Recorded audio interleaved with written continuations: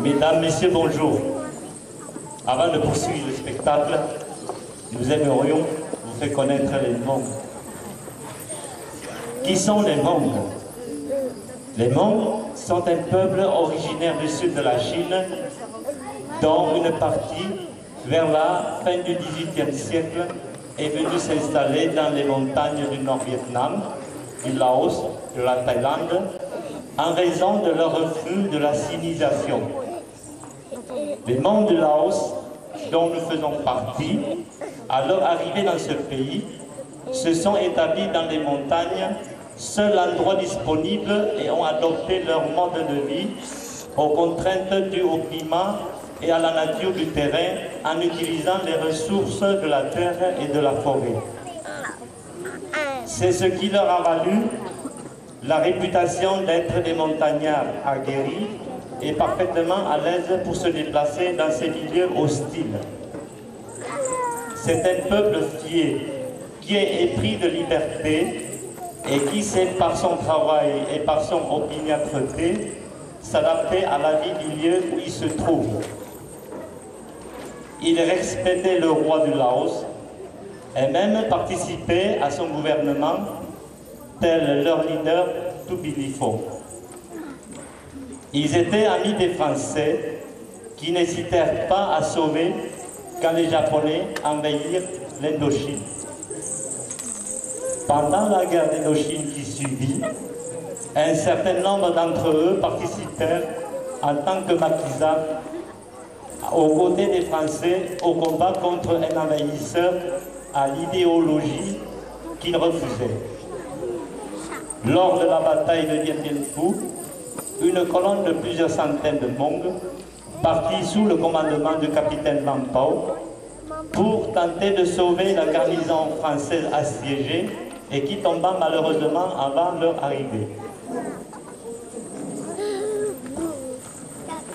Par la suite, après les Français, ils continuèrent pendant la guerre d'Indochine américaine à lutter pour sauvegarder leur liberté. C'est ce qui leur a valu, en 1975, quand le roi du Laos fut renversé, d'être considérés par le nouveau régime comme des indésirables et à éliminer. C'est pourquoi un certain nombre d'entre eux et d'autres ennemis se sentent menacés par le nouveau pouvoir, durent s'exiler en Thaïlande. Dans ces moments difficiles et incertains, la France n'a pas oublié les Hmong, celles et ceux qui ont aidé les Français lors de la Deuxième Guerre mondiale et la guerre d'Indochine. La France leur a offert l'asile et une nouvelle vie en métropole et aussi en Guyane française. Voici bientôt 40 ans que les Hmong vivent en France. Ils s'efforcent d'intégrer dans cette nouvelle vie tout en gardant autant que possible leurs coutumes lors des fêtes du Nouvel An, des mariages et des cérémonies funéraires. Beaucoup d'entre nous sommes devenus Françaises et Français Hmong et non plus des Hmong vivant en France dans l'espoir de retourner dans leur pays. Mais quel pays et où? Si modestes soient nos capacités, si peu soit le nombre de notre communauté, nous nous efforçons de continuer et respecter la valeur de la République que nous sommes venus chercher. Nous sommes ici en paix et en liberté. Nous ne cessons de penser à nos parents et grands-parents qui ont donné leur vie à la France, aux Français et à nous aujourd'hui, citoyens français, à part entière. Nous désirons avoir un lieu nous permettant de leur honorer et nous remercions la municipalité Aubigny-sur-Ner de nous avoir accordé l'espace. Aujourd'hui, nous avons besoin de l'aide de notre communauté, de nos amies françaises, afin de réunir les fonds nécessaires à la réalisation de ce projet, un monument où la communauté française Hmong pourra enfin honorer leurs parents morts pour la France. Merci de m'avoir écouté. voir, les voici.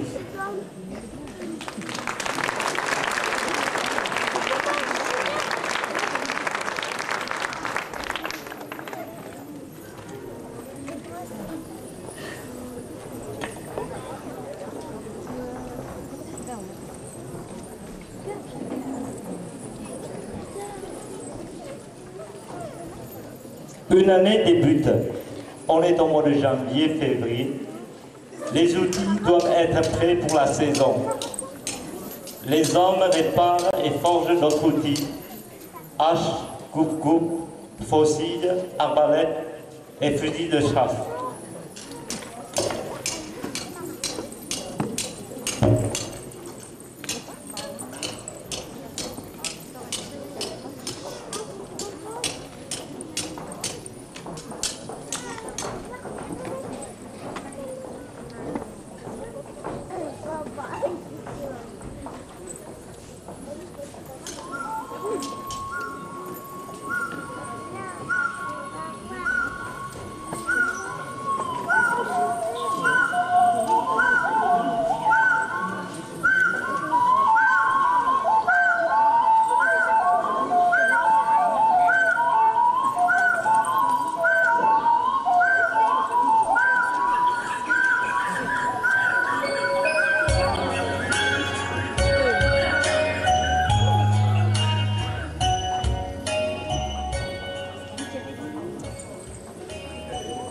Mars, avril est là. Il faut préparer les champs. Abattage des arbres, défrichage, nettoyage et mettre les champs sur brûlis propres.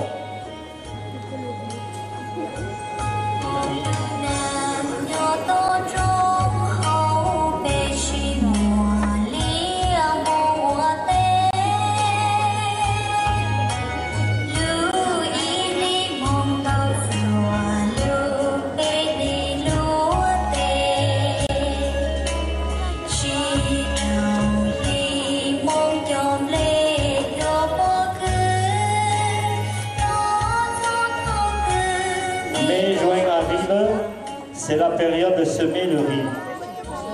Pour cela, les hommes munis de leurs bâtons, blindés d'une pointe en acier, font des trous dans le sol qui sont remplis de grains de riz par les femmes.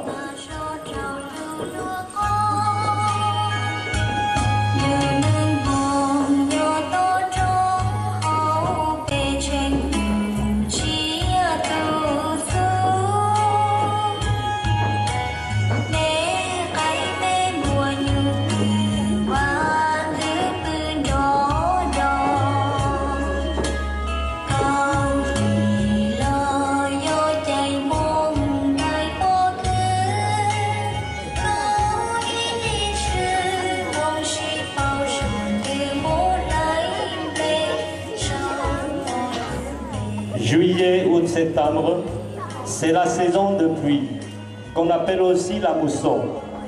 Chaude et humide, le riz pousse et prend son allure avec la nature. Il est nécessaire de supprimer les mauvaises herbes.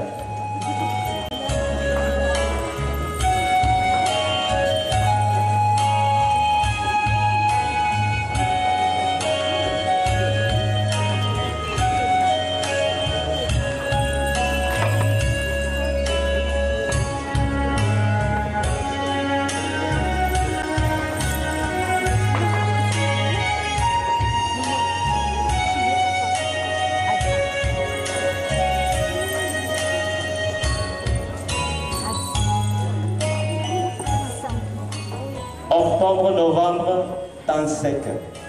Le riz se forme, grossit, mûrit et prend son couleur. Les champs deviennent dorés. Il est temps de faire la moisson. Coup de faucille, poignée attachée et posée au soleil. Hãy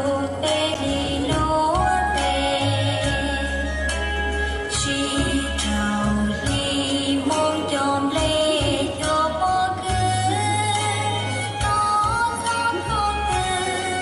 Gõ để không bỏ lỡ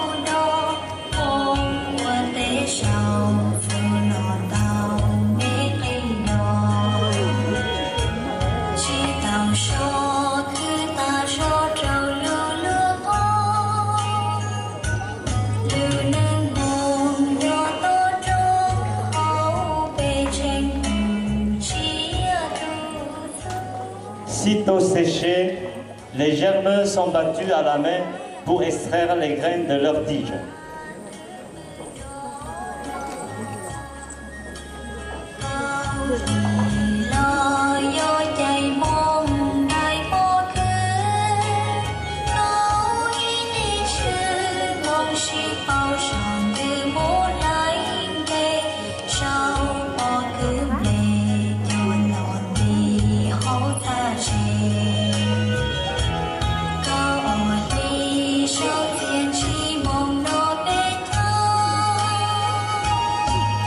Pour éliminer des impuretés, utilisation de la force du vent naturel en laissant tomber le riz de haut. Et quand le vent n'est pas au rendez-vous, la ventilation manuelle est à assurer.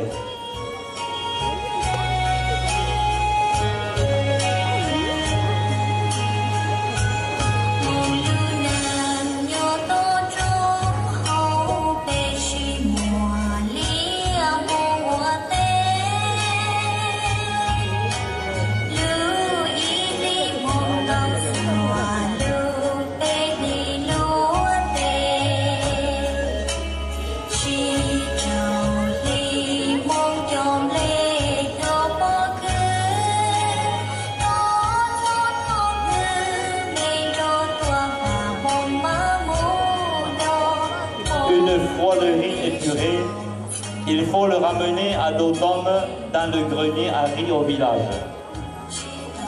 Par la suite, le riz sera décortiqué avant chaque repas.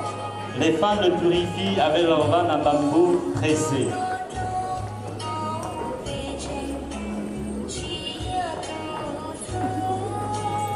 Enfin, le meilleur moment arrive.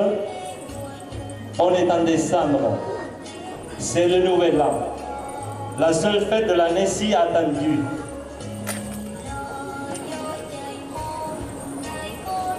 Les jeunes filles et garçons se rejoignent sur la place du village et participent au jeu de balle qui consiste à créer des liens de connaissance et d'amitié qui bien souvent se concrétisent par des mariages. Tandis que les plus âgés viennent admirer les plus jeunes.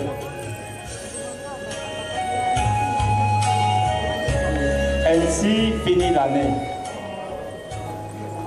La vie des monts reprend, les hommes réparent les outils et les femmes préparent le repas, avanant le riz. Gestes répétitifs avec le plateau rond en bambou, les autres raccommodent et brodent devant leur maison.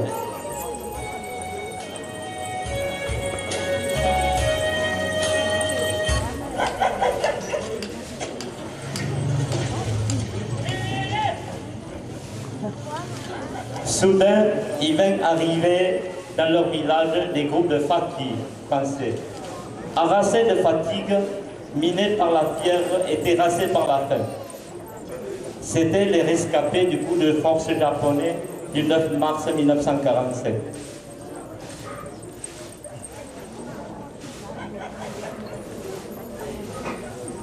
Sans chercher plus loin, les monts les accueillirent, les cachèrent, les nourrirent et les soignèrent selon les lois de leur hospitalité traditionnelle.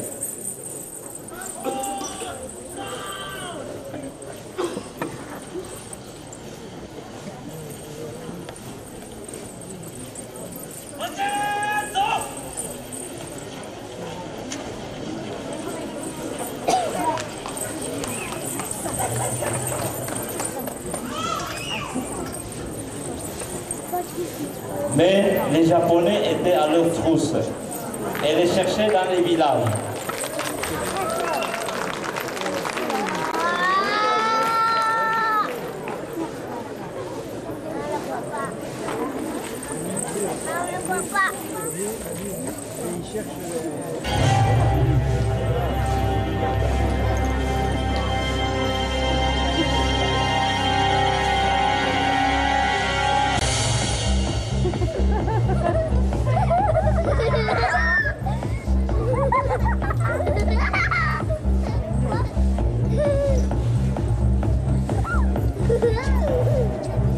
Pas Japonais partis, après avoir habillé le soldat français en mongue et leur fournir de la nourriture, les Hmongs les accompagnèrent et les orientèrent dans la bonne direction vers la Thaïlande. Ce geste qui pour les Hmongs était un caractère strictement humanitaire.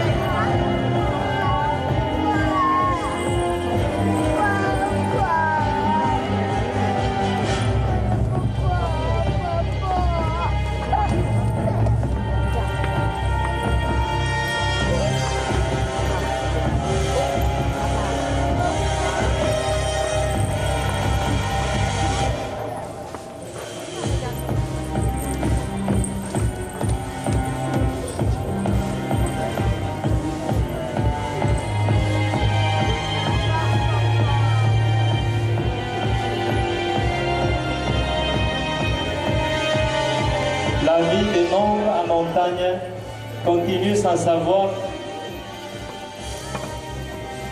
qu'il y a un conflit mondial.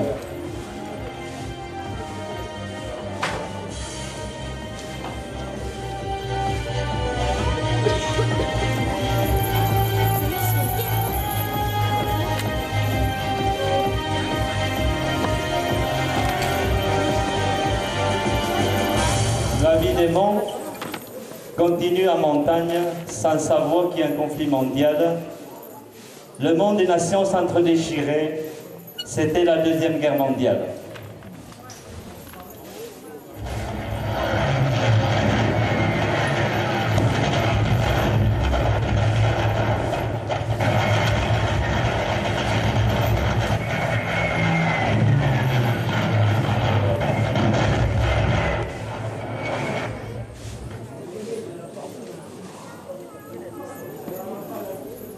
Mesdames, Messieurs, comme vous avez pu constater, toute notre vie agriculteur se faisait manuellement car nous n'avions aucune machine ni outils mécanisés et aucun moyen de transport que notre dos.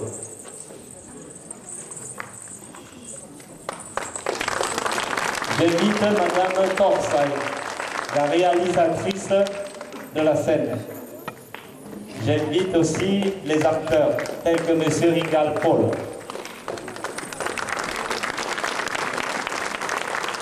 J'invite M. Lucali, Mme Lucey, M. Tononeng, Mme Tononeng, M. Toratai, Mme Batai, M. Chachongcho, Madame Chachongcho, M. Jacques Zetor, Madame Isabelle Tor, Madame Xiongcho et M. Xionglia, Madame Xionglia, excusez-moi, et Madame de la Marie.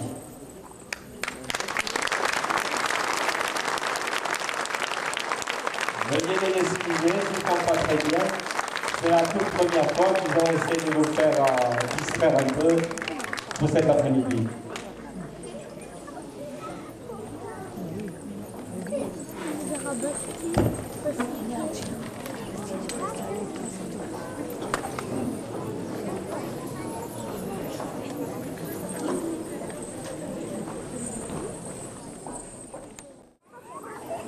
Je vous prie d'accueillir à présent le colonel Jean-Jacques Gros, ancien combattant d'Indochine, qui va venir faire un témoignage.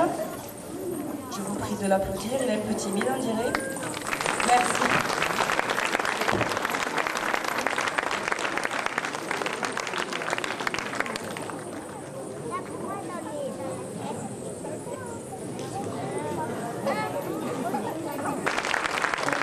Mesdames, Messieurs, je ne mérite pas ces applaudissements. Je ne suis pas ancien combattant d'Indochine, ne serait-ce que par mon âge. J'étais effectivement très jeune au moment de Juillet Dien Phu.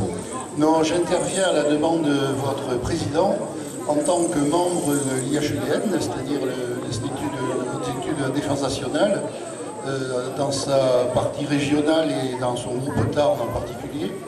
Et votre président, M. Thor, m'avait demandé effectivement de contacter des anciens combattants d'Indochine pour qu'ils puissent vous apporter leur témoignage.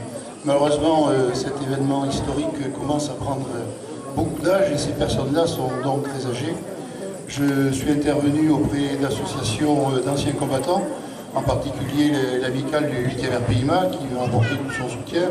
Nous avons donc cherché plusieurs personnes et ces personnes, tout en vous assurant de leur sympathie et de l'aide qu'elles pourront vous apporter au maximum en faisant connaître votre entreprise, ne peuvent malheureusement pas se déplacer. Ils sont tous au moins 85 ans, près de 90 ans.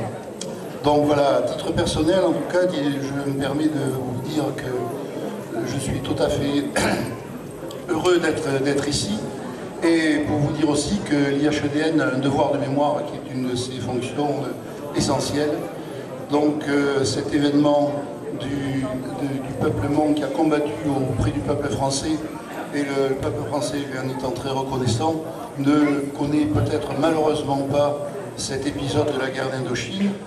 Et donc l'élévation de la stèle et l'érection de la stèle que vous projetez sera certainement un élément important pour faire connaître à nos jeunes compatriotes l'effort que votre peuple a entrepris à côté de la France dans ce combat.